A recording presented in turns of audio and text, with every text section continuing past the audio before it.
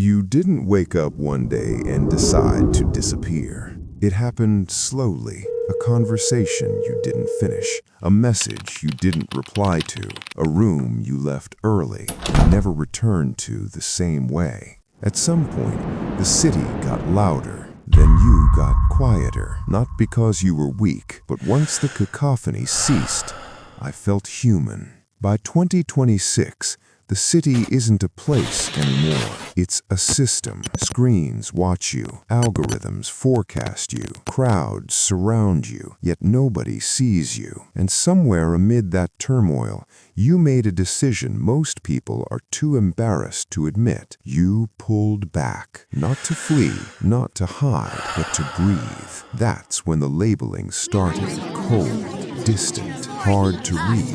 They never mentioned it directly, did they? It fell out casually, like an observation, like a warning. But what they genuinely meant was this: you're no longer accessible. And that terrified them. Because in a world hooked on validation, someone who doesn't beg for connection feels like a threat. You see, most people in the city subsist on emotional dependency. They trade authenticity for belonging.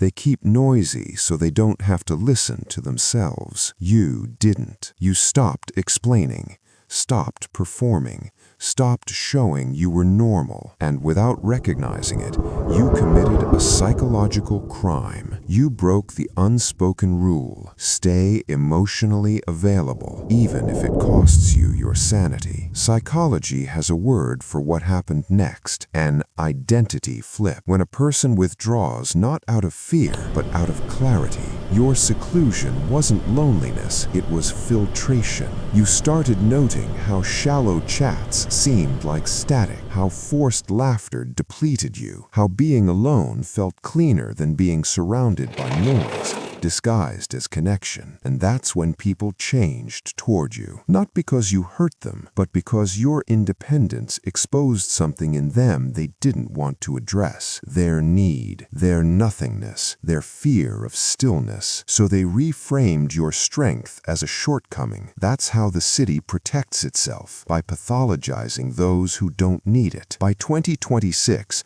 urban life intensifies this reaction. Constant alerts, synthetic intimacy, artificial reassurance. People are overstimulated, yet starving. So when you choose seclusion, it forces an uncomfortable comparison. Why are you at peace when they are not? That's where the jealousy gets hostile. They don't dislike your quiet, they despise what it says about them. And here's the part nobody tells you. People who like solitude nearly always possess the same psychological traits. Not all of them, just the risky ones. First, extreme self-awareness. You identify emotional swings before they erupt. You sense manipulation before it's stated. Crowds don't comfort you because you can see too much. Second, emotional self-regulation. You don't outsource your stability. You don't need constant feedback to exist. That alone makes others feel replaceable. Third,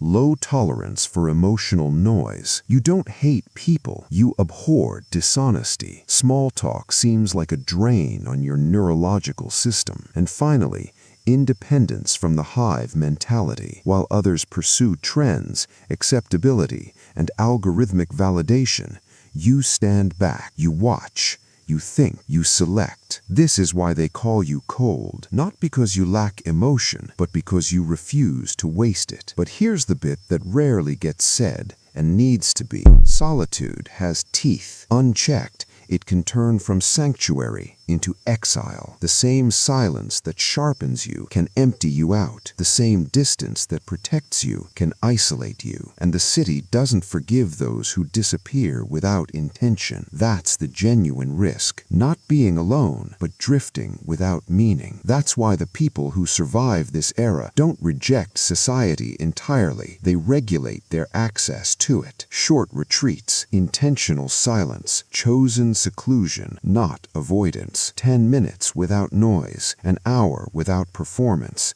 a day without justifying yourself. That's not antisocial, that's psychological self-defense. And here's the final fact they won't tell you. The instant you stopped chasing connection, your neurological system began mending. You slept better, thought clearer, felt calmer, even as your circle got smaller. That wasn't a loss, that was alignment. So if you've been termed cold recently, if people say you've changed, if your quiet makes others uncomfortable, understand this: you didn't disappear, you evolve, and evolution always looks threatening to those who refuse to evolve. If this felt uncomfortably accurate, you now know why. Comment cold, not for me, but to record the moment you stopped apologizing for your peace. And if you want more psychological breakdowns like this, subscribe, because the city isn't becoming quieter, but you don't have to drown in it.